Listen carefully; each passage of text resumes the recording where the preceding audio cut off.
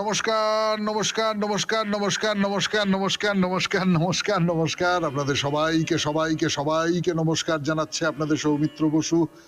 সবাইকে অজস্র শুভ কামনা জানাচ্ছে, সবাইকে স্বাগত জানাচ্ছে আজকের এই শরণাগত অনুষ্ঠানে এবং সবাইকে শুভ সকাল জানাচ্ছে। শুভ হোক, শুভ হোক, সকলের শুভ হোক। আজকে ব্রাহ্ম সমাজের একজন অন্যতম প্রধান নেতা শিবনাথ শাস্ত্রী, তার জন্মদিন। তার জন্ম হয়েছিল 1847 খ্রিস্টাব্দে এই 31শে জানুয়ারি তারিখে। প্রখ্যাত পণ্ডিত কালীপদ স্মৃতি ব্যাকরণ তীর্থ, তার তিরোভাব তিথি আজকে। এবারে বলি বেনি মাধবশীলের পঞ্জিকা অনুযায়ী আজকের দিনটার কথা। আজকে 17ই মাঘ 1431, ইংরেজির 31শে জানুয়ারি 2025, শুক্রবার, দ্বিতীয়া। সূর্যোদয়ের সময় সকাল 6টা বেজে 23 মিনিট, সূর্যাস্তের সময় বিকেল 5টা বেজে 19 মিনিট। নক্ষত্র ধনিষ্ঠা। আজকে জন্মে কুম্ভ রাশি, শূদ্রবর্ণ, মতান্তরে বৈশ্যবর্ণ, রাক্ষসগণ। আমাদের হোয়াটসঅ্যাপে চিঠি পাঠাবার নাম্বার 9831922927। চিঠির গোড়ায় অতি অবশ্যই SG লিখতে হবে। এবারে বলি আজকের অনুষ্ঠান সম্পর্কে। প্রথমে পুরাণ চিরন্তন। পুরাণ চিরন্তনে গো বিষয়ে কথা বলছিলাম। গো মানে গরু, গাভী। কিন্তু কেবলমাত্র গরু বা গাভী, এর মধ্যেই গো শব্দটির অর্থ আটকে নেই। গো মানে পৃথিবী হয়, গো মানে বাক হয়, সরস্বতী হন, গো মানে আরো অনেক কিছু হয়, অনেক কিছু হয়। তো তাই নিয়ে কথাবার্তা হচ্ছিল। আমাদের প্রাচীন শাস্ত্রকারেরা তারা গোকে কিভাবে দেখেছেন, গাভীকে কিভাবে দেখেছেন, এবং সেই সূত্র ধরে আরো অনেক সব কথাবার্তা হচ্ছিল। তার প্রসঙ্গে এলো বৃষের কথা, এবং বৃষ খুব গুরুত্বপূর্ণ। কিন্তু আমাদের প্রাচীন যে হিন্দু ধর্মে, সেখানে বৃষের ভূমিকা খুব খুব খুবই গুরুত্বপূর্ণ। তো এর পরে এর কারণ কি, সেই সমস্ত কথাবার্তা নিয়ে দুটো চারটে কথা বলবো আপনাদের। তারপরে চলে যাব স্বামী বিবেকানন্দের রচনা থেকে পাঠে। তার যে রচনাটি পড়ে শোনাচ্ছিলাম আপনাদের, জগৎ, প্রথম পর্ব বহির্জগৎ, সেটি তার শেষ অংশটুকু পড়ে শোনাবো। তারপর কথামৃত থেকে পাঠ, স্বামী লোকেশ্বরানন্দের ছোট্ট ছোট্ট রচনা একটি করে পড়ে শোনাচ্ছি আপনাদের, শোনাবো। আপনাদের চিঠিপত্র তো পড়তেই হবে। এবং শেষে বাইরে দূরে 92.7 বিগ FM এ শরণাগত অনুষ্ঠান পুরাণ চিরন্তন, বৃষের কথা, গৌর কথাও বটে। ফিরে আসছি আমি আপনাদের সৌমিত্র বসু গানের পর। এবং বৃষ এরা খুব গুরুত্বপূর্ণ হয়ে উঠছে আমাদের সংস্কৃতিতে, আমাদের হিন্দু ধর্মে। বিশেষ করে বৃষ খুব গুরুত্বপূর্ণ হয়ে উঠছে, খুব সম্মানের একটা জায়গা পাচ্ছে। আপনাদের বলেছি এর আগে 92.7 বিগ FM এ শরণাগত অনুষ্ঠানে।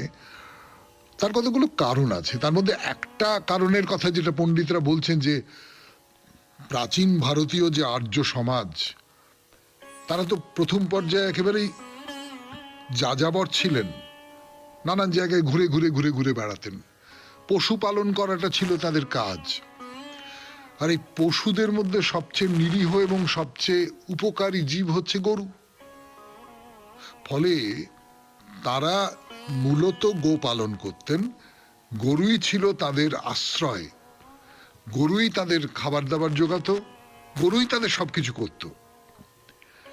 এই যে এই নিরীহ জীবটি পশুপালনের জন্য সব দিক থেকে খুব গ্রহণযোগ্য ছিল বলে মহাভারত পুরাণে নানান রকম কাহিনী তৈরি হয়েছে। কিরকম কাহিনী? মহাভারতে বলা হয়েছে যে সৃষ্টির আদিতে ব্রহ্মার আদেশে দক্ষ প্রজাপতি মানুষ সৃষ্টি করতে লাগলেন। কিন্তু এই যে মানুষকে তৈরি করছেন, দলে দলে মানুষ সব জন্মাচ্ছে, এই মানুষ বেঁচে থাকবে কি করে? তাদের জন্য তো খাবার দাবারের ব্যবস্থা করতে হবে, পুষ্টিকর খাবারের ব্যবস্থা তো করা হয়নি। তাহলে তাই নিয়ে একটা সমস্যা তৈরি হলো যে মানুষ কি করে বাঁচবে। তো মানুষ তো খুব কান্নাকাটি শুরু করলো যে আমরা না খেয়ে মরে যাচ্ছি, আপনি আমাদের জন্ম দিলেন কিন্তু আমাদের লালন পালন করলেন না, আমরা কেমন করে খেয়ে পরে বাঁচবো আমরা বুঝতে পারছি না বলে খুব কান্নাকাটি করছে। তো এরকম একটা কান্নাকাটির কথা যতই এখানে লেখা থাক, কিন্তু যেটা একেবারে প্রথমেই এই আখ্যানে রয়েছে যে দক্ষ প্রজাপতি প্রাণীদের যে মঙ্গল হবে সেখানে তাদের বৃত্তির কথাটাই আগে ভেবেছেন। মানে জন্মাবার পরে মানুষের কিভাবে তারা জীবনযাপন করবে না করবে, তাদের খাওয়া দাওয়া কি হবে না হবে, এটা নাকি দক্ষ প্রজাপতি আগেই ভেবে রেখেছিলেন। তো মানুষের বৃত্তি কি হবে এই কথা ভেবে মানুষ যাতে প্রাণ ধারণ করতে পারে এই রকম কোনো কিছু একটা তৈরি করবেন বলে দক্ষ প্রজাপতি অমৃত পান করলেন। অমৃত পানের পরে ঢেকুর তুললেন দক্ষ, এবং সেই ঢেকুর থেকে তার এক অপূর্ব সুগন্ধ তৈরি হলো। সেই সুগন্ধ থেকে জন্ম হলো গোমাতা সুরভির। সুরভি শব্দটার মানে তো হচ্ছে সুগন্ধ। তাই সুগন্ধটা কেন না, ব্রহ্মা তার যে উদ্গার, তার যে ঢেকুর, সেইখান থেকে তিনি অমৃতের যে উদ্গার, সেইখান থেকে গরুর জন্ম। অর্থাৎ গরুর মধ্যে ওই অমৃত আছে, গরুর দুধের মধ্যে ওই অমৃত আছে। এই যে সুরভি, এই সুরভির থেকেই জন্ম হলো শত শত কপিলা গাভীদের। তারা লোকমাতৃকা, কেননা তারা তো মানুষকে দুধ খাওয়াচ্ছে, ফলে লোকমাতৃকা, তারা তো মায়ের কাজটাই করছে, তাদের লোকমাতৃকা বলা যেতে পারে। শুনছেন পুরাণ চিরন্তন 92.7 বিগ এফএম এ শরণাগত অনুষ্ঠানে। আরো কথা বলবো এই গো জাতিকে নিয়ে, ফিরে আসছি গানের পর। তো যা বলছিলাম যে লোকমাতৃকা কপিলা গাভীর জন্ম হলো, তারা মানুষকে পালন পোষণ করে। আর তাদের দ্বিতীয় বৈশিষ্ট্য হচ্ছে তারাই মানুষের জীবিকা উপার্জনের প্রধান উপায় হয়ে রইল। কিরকম? এই যে কপিলা গাভী, শত সহস্র কপিলা গাভী তৈরি হলো। তো কপিলা, কপিলা শব্দটা খুব খুব তাৎপর্যপূর্ণ একটা শব্দ। তারা স্বর্ণ পিঙ্গল বর্ণা, জীবিকা নির্বাহকারিণী সৌরভেই নামে পরিচিত হলো। এই কপিলারা অমৃতের মতো অসামান্য সুন্দর গন্ধযুক্ত দুধ পৃথিবীকে উপহার দিতে লাগলো। এই যে তাদের দুধ, দুধের ধারা, দুধের ফেনা নদীর ঢেউয়ের মতো চারদিকে ছড়িয়ে পড়তে লাগলো, এবং সেই দুধ, দুধের ফেনা বাছুরদের মুখ থেকে ছিটকে গিয়ে পড়ল মহাদেবের জটার উপর। তো তাতে মহাদেব ভয়ঙ্কর রেগে গেলেন, ক্রুদ্ধ হয়ে উঠলেন। এবং এইটা লক্ষ্য করে দেখুন, এখানে মহাভারতের যিনি কাহিনীকার, মানুষের প্রয়োজনের জন্য সাধারণভাবে যে বস্তুটা অপবিত্র, সেই অপবিত্র বস্তুটার প্রয়োজনীয়তা প্রতিষ্ঠা করছেন। গরুর দুধ দোয়ানোর সময় গোবৎসকে দুধ পান করিয়ে এই দুগ্ধ ধারার চলমানতা তৈরি করেছে মানুষ।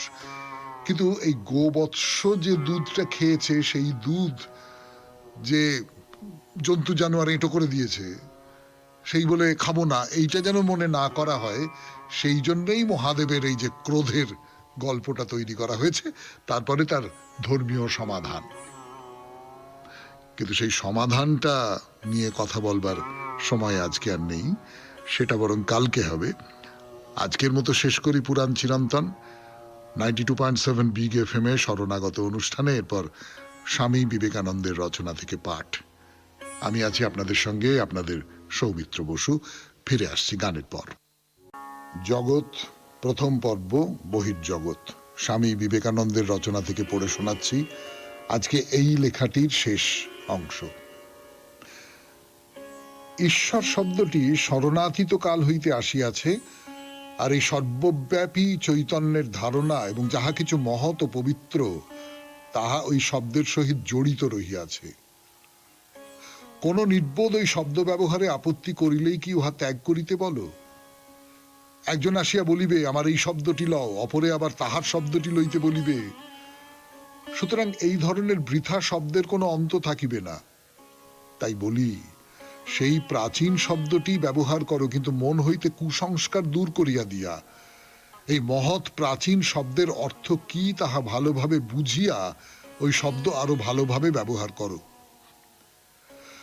যদি তোমরা ভাবানুষঙ্গ বিধান, law of association of ideas এর শক্তি সম্বন্ধে অবহিত হও, তবে জানিবে এই শব্দের সহিত নানা প্রকার মহান ওজস্বী ভাব সংযুক্ত রহিয়াছে।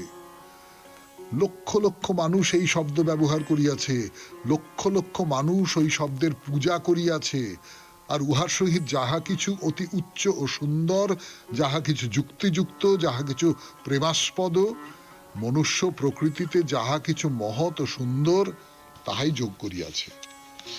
অতএব উহা ওই সকল ভাবের উদ্দীপক কারণ স্বরূপ, সুতরাং উহাকে ত্যাগ করিতে পারা যায় না।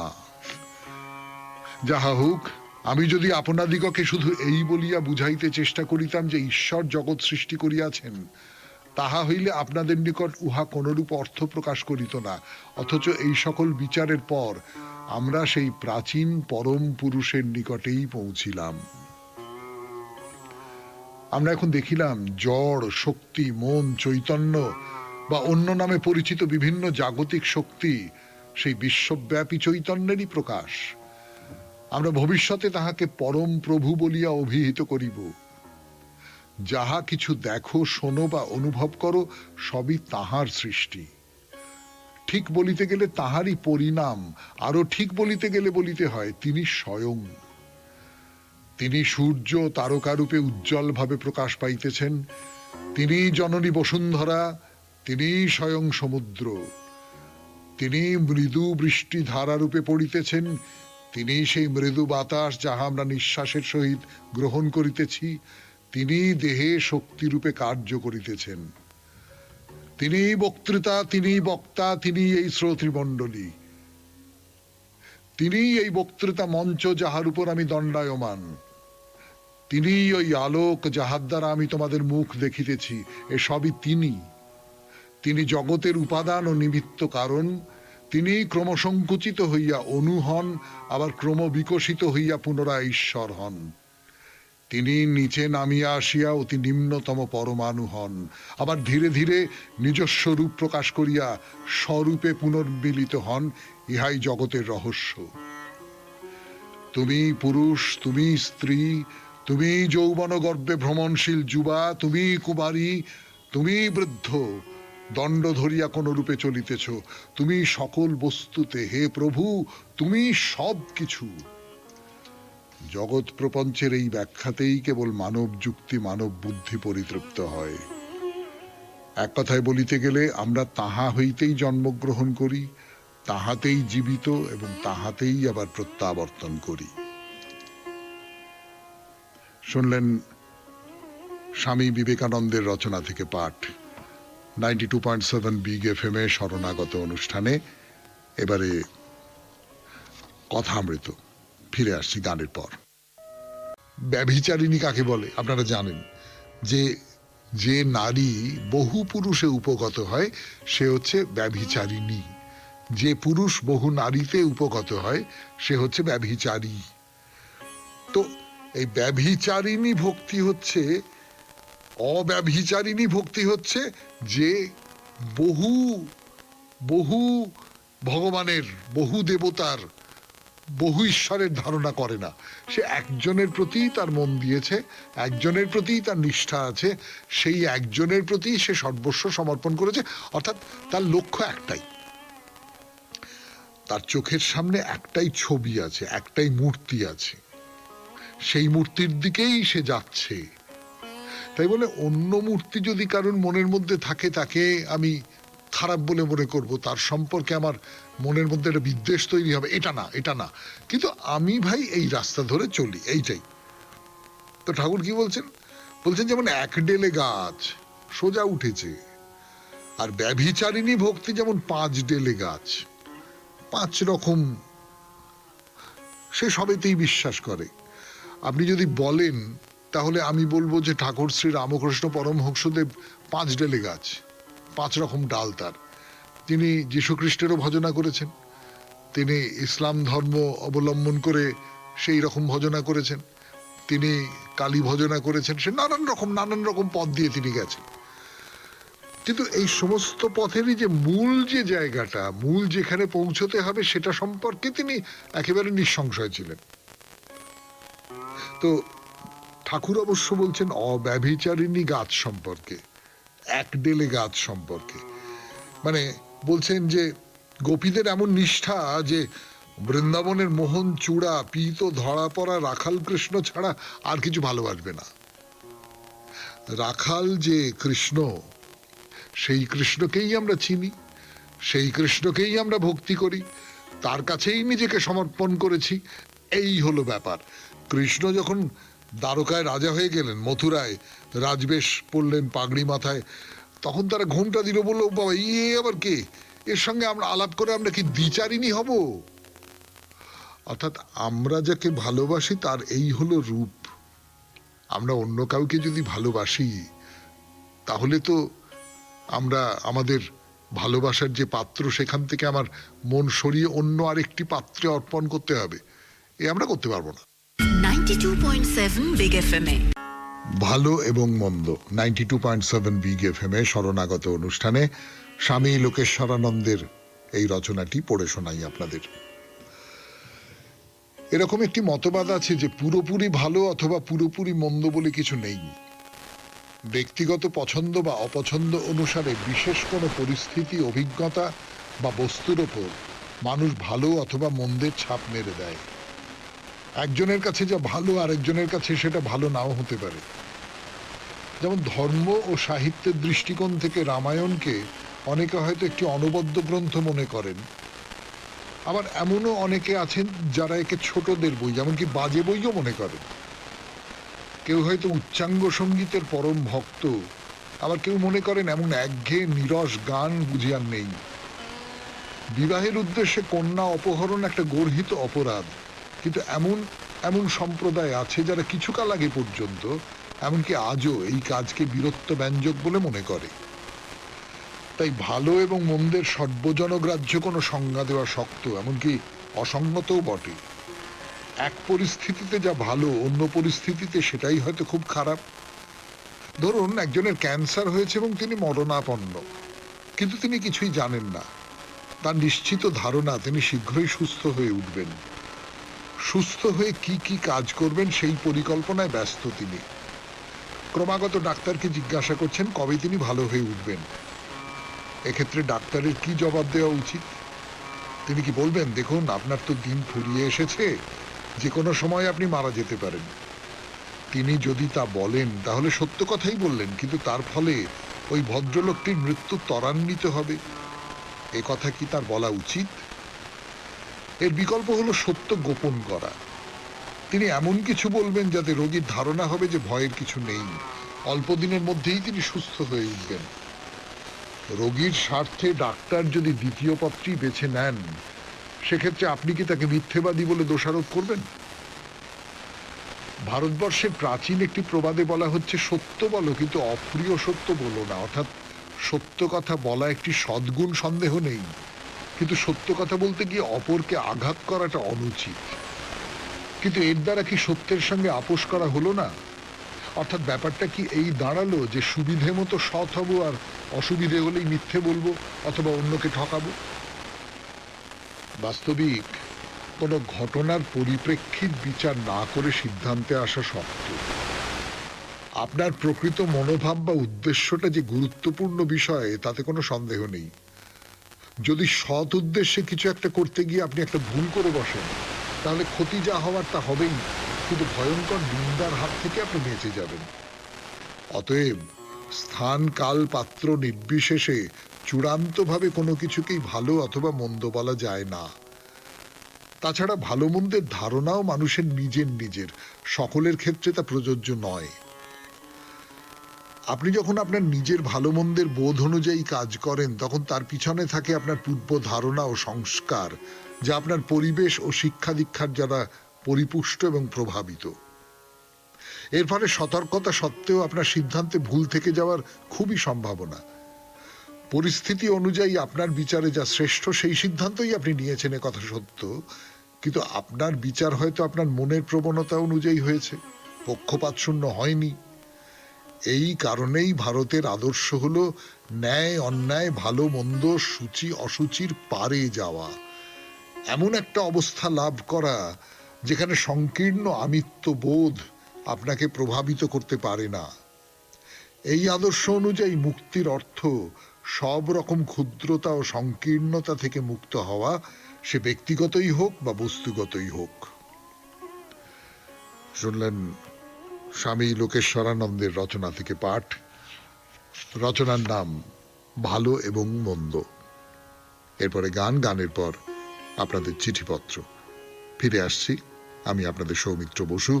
শুনছেন 92.7 বিগ এফএম এ শরণাগত, জীবনের সহজ পাঠ।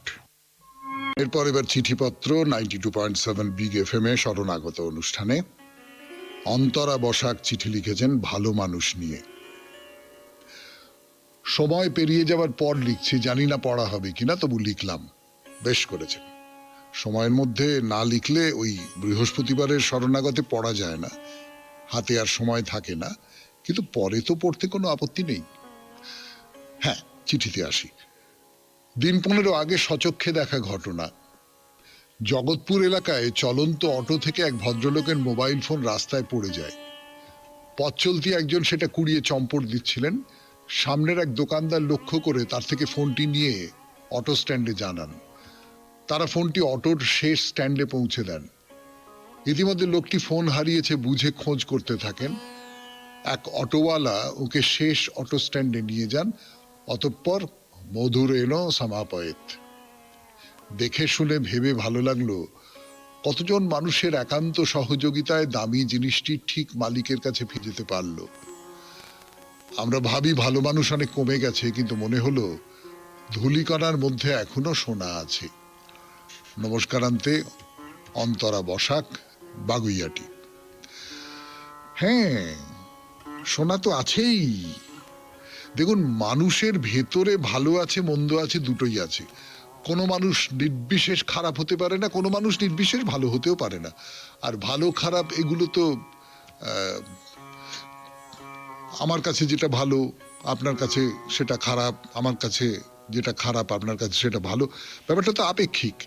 কিন্তু সেই আপেক্ষিকতার কথা বাদ দিয়েও যদি বলি যে এই যে একজন মানুষের একটু বিপদ হয়েছে, 5 জনে ঝাঁপিয়ে পড়ে এই কাজটা করে দিলেন, এর মধ্যে দিয়েই তো মানুষের যে জোরের জায়গাটা, মানুষের যে সক্ষমতার জায়গাটা, মানসিক সক্ষমতার যে জায়গাটা, সেইটা বেরিয়ে আসতে পারে। আপনাকে অনেক ধন্যবাদ এরকম একটা ঘটনার কথা বলে দেওয়ার জন্যে। 92.7 বিগ এফএম এ শরণাগত অনুষ্ঠানে এবার চলুন কোলাপুরে মহালক্ষ্মী দেবীর মন্দির। আমি আছি আপনাদের সঙ্গে, আপনারা হাত ধরে আছি, সৌমিত্র বসু। সৌমিত্র বসু বা কোলাপুর, আমাদের ভাষায় যদি বলেন কোলাপুরের মহালক্ষ্মী দেবীর মন্দিরে শ্রীযন্ত্র বলে একটি যন্ত্র আছে, ছবি আর কি। সেই ছবিটার কথা গতদিন বলেছিলাম, চৌকো মতন ছবি, তার ভেতরে অনেকগুলো গোল। এই সমস্তটা আসলে প্রতীক। সেই প্রতীকটা হচ্ছে পুরুষ শক্তি এবং নারী শক্তি, তাদের সমন্বয়, তার প্রতীক। এবং পুরুষ শক্তি আর নারী শক্তির মিলনের ফলেই যে সৃষ্টি সম্ভব হয়, সৃষ্টির গতি এগিয়ে চলে, সে তো আমরা সকলেই জানি। তবে দেবীর দিকে তাকাই, দেবীর রং একেবারে কুচকুচে কালো, কৃষ্ণবর্ণা দেবী। আগে বলেছি আপনাদের যে কালো পাথরের তৈরি, তো বড় বড় দুটি চোখ, সাদা চোখের যে ফাঁদ, সেই ফাঁদের ভেতর থেকে বেরিয়ে এসেছে। সেটা দেখতে খুব অদ্ভুত লাগে, আলাদা করে চোখে পড়ে আর কি। তো সারা গায়ে অজস্র গয়না, এটাও আপনাদের বলেছি যে মণিরত্ন দিয়ে ভর্তি আর কি দেবীর মূর্তি। অজস্র গয়না, মাথায় অত্যন্ত ঝকঝকে সোনার মুকুট। তিনি দাঁড়িয়ে আছেন, তার মাথার উপরে যে চালচিত্রটি আছে সেখানে নানান রকম সব আলপনা আঁকা, আর মাঝখানে একটি মুখ, মাথার ওপরে সাপ ফনা তুলে আছে, এবং সেই যে সাপ তার যে ফনা, 5টা ফনা রয়েছে, সবটা মিলিয়ে একটা আপনার চোখ মুহূর্তের মধ্যে টেনে নেবে এরকম একটা ঝলমলে ঝলমলে, নানান অলংকারে ঝলমলে কিন্তু কুচকুচে কালো একটা মুখ। তবে দেবীর মুখের দিকে তাকালে একটা ব্যাপার দেখতে পাওয়া যায়, চোখের নিচ থেকে পুরো মুখটা দেখা যাচ্ছে, কিন্তু চোখের ওপর থেকে যে কপালটা, সেইটা একেবারে মোটা করে চন্দন দিয়ে লেপে দেওয়া আছে, মোটা করে পুরু করে চন্দন দিয়ে লেপে দেওয়া আছে। আর সেই যে চন্দন দিয়ে লেপা কপাল, তার ঠিক মাঝখানে একটা বড় এবং তার নিচে একটা ছোট্ট লাল টিপ আছে। একটা কথা আগে বলেছি, আবারও মনে করিয়ে দিই, এই মন্দিরে প্রচন্ড ভিড় হয় কিন্তু। আর যেহেতু মন্দিরের এলাকাটা ছোট, খুব বিস্তারের দিকে যাওয়া হয়নি, বিস্তারের দিকে যাওয়ার কথা ভেবেছেন অনেকে, কিন্তু শেষ পর্যন্ত যাওয়া হয়নি। এই যখন ভিড় হয়, সত্যি সত্যি ভিড় হয়, সবসময় ভিড় হয়। মহালক্ষ্মীর মন্দির খুবই বিখ্যাত মন্দির, কোল্হাপুরের, মহারাষ্ট্রেরই খুব বিখ্যাত একটি মন্দির, ফলে ভিড় তো হবেই। খুব ঠেলাঠেলি হয় যাকে বলে, একেবারে এ ওকে ধাক্কা মারছে, ঠাসাঠাসি ভিড় বলে না, সেই রকম। তো তার ভেতরে যদি লক্ষ্য করে দেখেন তাহলে দেখতে পাবেন যে দেওয়ালের গায়ে কোথাও কোথাও শ্বেত পাথরের উপরে দেবনাগরী লিপিতে দেবীর মাহাত্ম্য বর্ণনা করে সংস্কৃত স্তোত্র উৎকীর্ণ করা আছে। মানে পুরোটা জুড়ে একটা কিরম একটা থমথমে গম্ভীর এবং একটা প্রাচীন পটভূমি তৈরি হয়ে আছে। তো এই মহালক্ষ্মীর পাশাপাশি আছেন দেবী দুর্গা, সরস্বতী, গণেশ। তো কোনো কোনো মূর্তি একেবারে মহালক্ষ্মীর মতোই কুচকুচে কালো রঙের পাথরের, কোনোটা বা রূপলি রঙের। গণেশের তো একাধিক মূর্তি রয়েছে। একটি মূর্তি, এই মূর্তির এই যে ধরনটা, আমরা এই পাথরটাকে দেখেছি আগে অন্য নানান মন্দিরের মধ্যে দেখেছি, এটা হলদে রঙের পাথরের মূর্তি। সেটা ওই পাথরের ভেতর থেকে খুঁদে খুঁদে খুঁদে খুঁদে এই মূর্তিটাকে বার করে আনা হয়েছে। মানে একটা চৌকো হলদে পাথরের একটা টুকরো, টালি ধরুন, স্ল্যাব, সেখানে গণেশের মূর্তিটা খুঁদে খুঁদে বার করা হয়েছে। এবং গণেশের অন্য আরেকটা মূর্তি, সেটা আরো ছোট একটি মন্দিরে আছেন তিনি, প্রায় ছোট একটা গবাক্ষের মতন, কুচকুচে কালো রঙের পাথরের তৈরি। শুনছেন বাইরে দূরে 92.7 বিগ FM এ শরণাগত অনুষ্ঠানে কোল্হাপুরের মহালক্ষ্মী মন্দিরের কথা বলছি আপনাদের। ফিরে আসছি, একটু গান শুনে নি। এই যে গর্ভগৃহ যার কথা বলছি আপনাদের 92.7 বিগ FM এ শরণাগত অনুষ্ঠানে, সেখানে একেবারে চাপ বেঁধে আছে একটা গন্ধ। সে গন্ধটা খুব খুব সুন্দর লাগে, একটু দমচাপা লাগে বটে, কিন্তু খুব সুন্দর লাগে। তার মধ্যে ফুলের গন্ধ আছে, ধূপের গন্ধ আছে, ধুনোর গন্ধ আছে, এবং এই যে অনেকগুলো প্রদীপ জ্বলছে, সেই পোড়া তেলের গন্ধ, এই সমস্তটা মিশে একটা একটা বাস নাকে আসছে, যেটা এলে মানে মন্দিরের মধ্যেই এই গন্ধটা থাকে, অন্য কোথাও আপনি এই গন্ধটা কোথাও খুঁজে পাবেন না। মন্দিরের ভেতরে ঢুকে গর্ভগৃহের মধ্যে যেখানে আপনি চলাচল করছেন, সেইখানেই একমাত্র এই গন্ধটা পাওয়া যাবে। বাইরের প্রকৃতির মধ্যে কখনো এই গন্ধটা কোনোভাবেই তৈরি হবে না। এবারে বলি, এই মন্দির কখন খোলা হয়? মন্দির খোলবার সময় হচ্ছে ভোর 5টা। মন্দিরের কাজ শুরু হয়ে যায় তারও আগে থেকে, 4:30 থেকে। আর এই যে ভেতরের মন্দির, ভোর 5টায় যে ভেতরের মন্দিরটা খুলছে, সেটা বন্ধ হয়ে যায় রাত্রি 10:30টার সময়। মন্দির চত্বরটা বন্ধ হয়ে যায় রাত্রির 11টার সময়। অর্থাৎ দর্শনার্থীরা ইচ্ছে মতো দর্শন করবেন, চারপাশের সবকটা মন্দির দেখবেন, মহালক্ষ্মীর মন্দিরের গর্ভগৃহে প্রবেশ করবেন। এর সময়কালটা হচ্ছে ভোর 5টা থেকে রাত্রি 10টা। সারাদিন ধরে আপনি যে কোনো সময় এখানে আসতে পারেন, ঘুরে দেখতে পারবেন। আর বাইরের যে গেটটা সেইটা 11টার সময় বন্ধ হয়ে যায়। মায়ের যে মহাপূজা, সেই মহাপূজা শুরু হয় অবশ্য মন্দির খোলবার আধ ঘন্টা আগে, ওই ভোর 4:30 সময়। সময়গুলো তো নির্দিষ্ট করে দেওয়া থাকে, যেমন যেটা বললাম আপনাদের, মহাপূজাটা 4:30 সময় শুরু হচ্ছে, মাকে নৈবেদ্য দেবার সময়টা হচ্ছে সকাল 8টা, 12:30টার সময় মায়ের অলংকার পূজা হয়। অলংকার পূজা কথাটা বুঝতে পারলেন না? আসলে এই সময় মাকে সাজানো হয় নানান রকম অলংকার দিয়ে, এবং আপনাদের বললাম না যে খুব খুব দুর্মূল্য সমস্ত অলংকার দিয়ে মাকে সাজানো হয়, এইভাবে মায়ের সেবা করা হয়। তাহলে আজকের মতো শরণাগত এখানেই শেষ করি। 92.7 বিগ FM এ শরণাগত অনুষ্ঠানে চিঠি পাঠাবার নাম্বার 9831922927। চিঠির গোড়ায় অতি অবশ্যই SG লিখতে হবে। কবিতা দিয়ে শেষ করব, বলাই বাহুল্য। গিরি নদী বালির মধ্যে যাচ্ছে বেঁকে বেঁকে, একটি ধারে স্বচ্ছ ধারায় শীর্ণ রেখা এঁকে। মরু পাহাড় দেশে শুষ্ক বনের শেষে ফিরেছিলেন 2 প্রহরে দগ্ধ চরণতল, বনের মধ্যে পেয়েছিলেন একটি আঙুর ফল।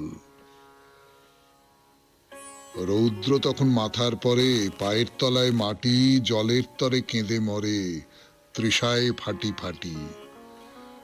পাছে ক্ষুধার ভরে তুলি মুখের পরে, আকুল ঘ্রাণে নিইনি তাহার শীতল পরিমল। রেখেছিলেম লুকিয়ে আমার একটি আঙুর ফল।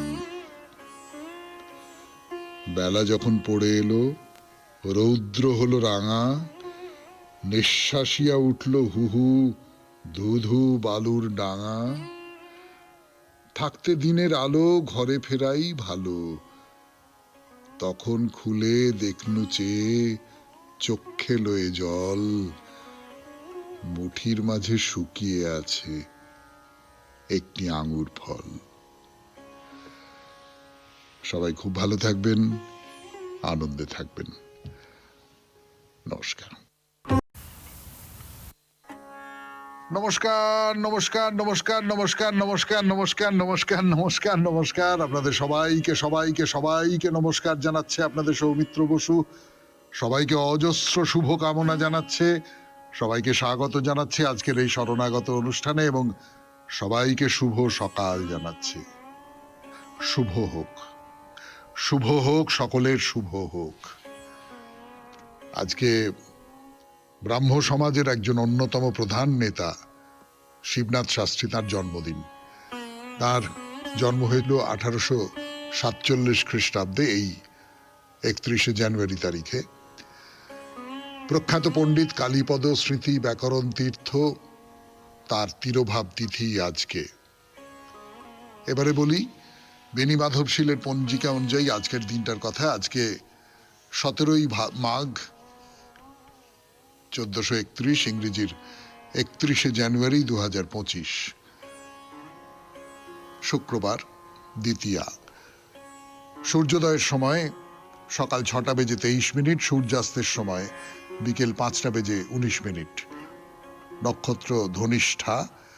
আজকে জন্মে কুম্ভ রাশি, শূদ্রবর্ণ, মতান্তরে বৈশ্যবর্ণ, রাক্ষসগণ। আমাদের হোয়াটসঅ্যাপে চিঠি পাঠাবার নাম্বার 9831922927। চিঠির গোড়ায় অতি অবশ্যই SG লিখতে হবে। এবারে বলি আজকের অনুষ্ঠান সম্পর্কে। প্রথমে পুরাণ চিরন্তন। পুরাণ চিরন্তনে গো বিষয়ে কথা বলছিলাম। গো মানে গরু, গাভী, কিন্তু কেবলমাত্র গরু বা গাভী, এর মধ্যেই গো শব্দটির অর্থ আটকে নেই। গো মানে পৃথিবী হয়, গো মানে বাক হয়, সরস্বতী হন, গো মানে আরো অনেক কিছু হয়, অনেক কিছু হয়। তো তাই নিয়ে কথাবার্তা হচ্ছিল। আমাদের প্রাচীন শাস্ত্রকারেরা তারা গোকে কিভাবে দেখেছেন, গাভীকে কিভাবে দেখেছেন, এবং সেই সূত্র ধরে আরো অনেক সব কথাবার্তা হচ্ছিল। তার প্রসঙ্গে এলো বৃষের কথা, এবং বৃষ খুব গুরুত্বপূর্ণ কিন্তু আমাদের প্রাচীন যে হিন্দু ধর্মে, সেখানে বৃষের ভূমিকা খুব খুব খুবই গুরুত্বপূর্ণ। তো এর পরে এর কারণ কি, সেই সমস্ত কথাবার্তা নিয়ে দুটো চারটে কথা বলবো আপনাদের। তারপরে চলে যাব স্বামী বিবেকানন্দের রচনা থেকে পাঠে। তার যে রচনাটি পড়ে শোনাচ্ছিলাম আপনাদের, জগৎ, প্রথম পর্ব বহির্জগৎ, সেটি তার শেষ অংশটুকু পড়ে শোনাবো। তারপর কথামৃত থেকে পাঠ, স্বামী লোকেশ্বরানন্দের ছোট্ট ছোট্ট রচনা একটি করে পড়ে শোনাচ্ছি আপনাদের, শোনাবো। আপনাদের চিঠিপত্র তো পড়তেই হবে, এবং শেষে বাইরে দূরে 92.7 বিগ এফএম এ শরণাগত অনুষ্ঠান পুরাণ চিরন্তন, বৃষের কথা, গৌর কথাও বটে। ফিরে আসছি আমি আপনাদের সৌমিত্র বসু গানের পর। এবং বৃষ এরা খুব গুরুত্বপূর্ণ হয়ে উঠছে আমাদের সংস্কৃতিতে, আমাদের হিন্দু ধর্মে। বিশেষ করে বৃষ খুব গুরুত্বপূর্ণ হয়ে উঠছে, খুব সম্মানের একটা জায়গা পাচ্ছে। আপনাদের বলেছি এর আগে 92.7 বিগ এফএম এ শরণাগত অনুষ্ঠানে, তার কতগুলো কারণ আছে। তার মধ্যে একটা কারণের কথা যেটা পণ্ডিতরা বলছেন, যে প্রাচীন ভারতীয় যে আর্য সমাজ, তারা তো প্রথম পর্যায়ে একেবারেই যাযাবর ছিলেন।